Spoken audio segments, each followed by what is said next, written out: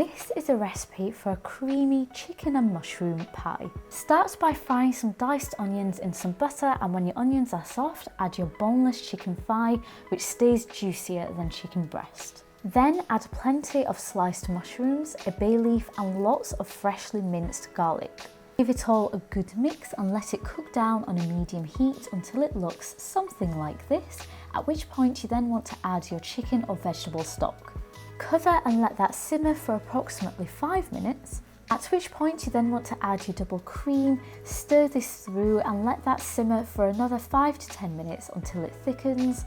I like to add some instant gravy granules, which helps to thicken your sauce a little further and just makes it extra tasty and savoury. Then you want to add your thyme and some freshly cracked black pepper, and you can pretend that anything's coming out of the grinder.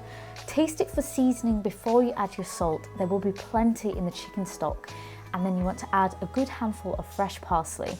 Give it a good mix and you should have a creamy mixture like this. Time for some arts and crafts. Cut out your circles in your puff pastry, with a smaller circle acting as the lid and the larger circle acting as the base for your pie. And just drape your pastry into a non-stick pie dish. If yours isn't non-stick, just grease your dish first and spoon in plenty of your delicious pie filling. Just brush the edges of your pastry with some water or some beaten egg, and I've done the same to the lid of my pie, and drape this over.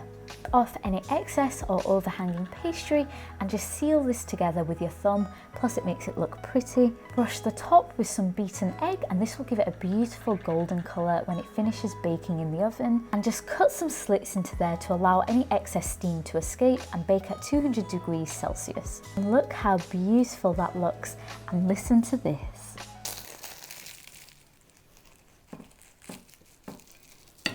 I like to serve mine with some creamy mashed potatoes, fresh steamed green beans and a good drizzle of gravy. If you enjoyed the recipe, please do leave a like, subscribe, click that notification bell. Thank you for watching.